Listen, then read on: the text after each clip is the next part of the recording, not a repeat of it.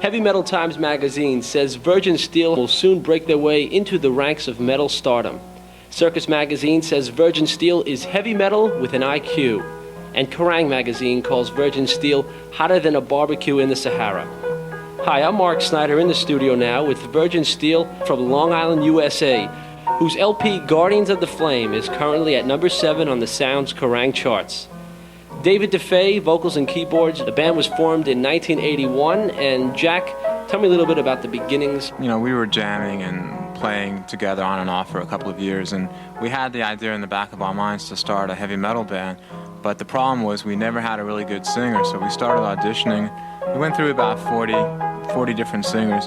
One day, this girl that Joey was friends with suggested that we check out this guy named David DeFay, and she said he was really good, and so we decided we'd go over there and hear him. And I think Joey can tell you the rest of what happened. Well, me and Jack went down to Dave's house.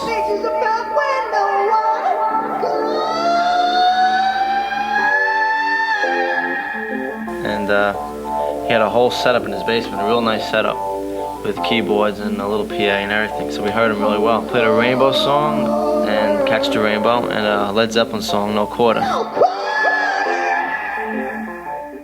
And totally excellent, that's all I can say. It was that good that we just knew right then and there that this is the singer.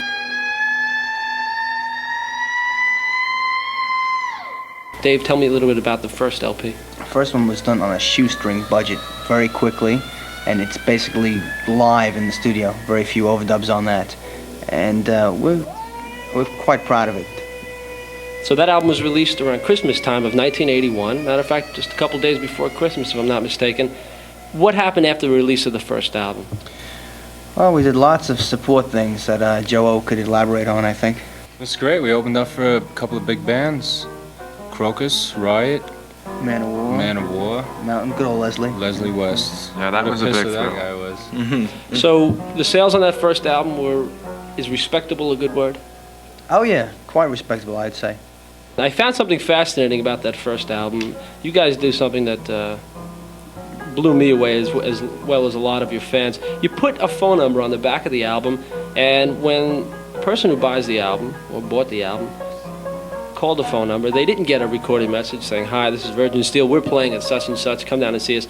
But Dave DeFay on the phone, or any member of the band, and you were willing to talk, and I found that quite fascinating. Where'd you come up with that idea? Hugh Hefner from Playboy magazine, actually. He told us it would increase our sex lives 1,000-fold, and wow, he was quite correct in that. But seriously, it's a wonderful way to keep in contact with all the fans around the world. It's wonderful. Okay, so the first LP, Virgin Steele 1, is released. The sales are respectable. You go on a tour to support the album. 6 months later, you're ready with the second album, Virgin Steele 2, Guardians of the Flame. Why would a Long Island-based band be picked up by a European label, which is Music for Nations, right? Dave? Yeah. Well, what happened with that was their American counterpart called Important Records was distributing our first album. And they saw that it was doing quite well. At that time, they wanted to get involved with something else. Steve Mason, who's the president of Music for Nations, flew in from London to see us. We played him the tapes of the new album, Guardians of the Flame, and he was blown away. He loved it. And as soon as he got those tapes, he put it on his label. He had it out within a week and a half from the time we gave him the tapes. So the album was released, Virgin Steele 2, Guardians of the Flame, in mid-July, and a lot has happened since then. Your album, like I said, is at number 7 on the Sounds Kerrang heavy metal charts. Fill me in a little more detail on what has happened since the release of Virgin Steele 2.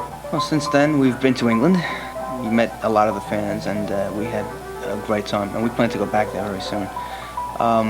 Also, we've done a lot other recordings that are going to be coming out within the coming months, and a lot more playing, quite a bit more playing. You guys writing right now for an upcoming album? Absolutely, I've been writing for Stone. I got about 10 or 15 songs ready at the moment. I got a track called Lost Horizons, one called Fire in the Stone, and I have an epic track I'm working on now called The Angel of Light. I hope to get that done real soon.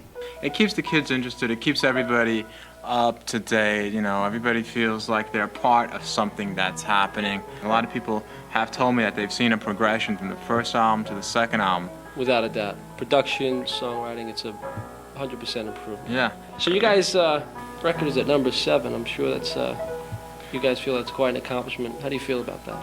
I think it's amazing. Did What you does Joe did you ever think think, looking back, that you'd have a record sitting at number 7 comfortably? I might want to add. How long ago? I knew it. I knew I was No. destined for greatness. I knew it. My mother told me when I was a kid. I just knew it. All right. What is in the future for Virgin Steele? You've got 2 albums out now. You're working on a possible major tour of Europe.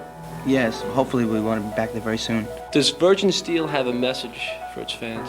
Just do what you feel is right. I mean, if you want to be a drummer, practice. If you want to be a guitar player, practice. Jack, what do you think? Do what you feel. Seriously, it's important that to believe in yourself, especially. My message is, try to look on the positive side, even though the world around you is crumbling. Try not to think about it for a while, at least when you listen to our albums. Joe, what's your message for your fans? Buy our album. Come see us. We're hot. We're great. David DeFay, Well, I think the main message of Virgin Steel is to maintain your honor and your dignity in the face of extreme adversity, fear nothing, and celebrate the power and the triumph of the human spirit. And continually push the envelope musically if you're a musician, and try to achieve the impossible and the unexpected, and follow the music of your head, heart, mind, body, spirit, and in general have as much success as humanly possible.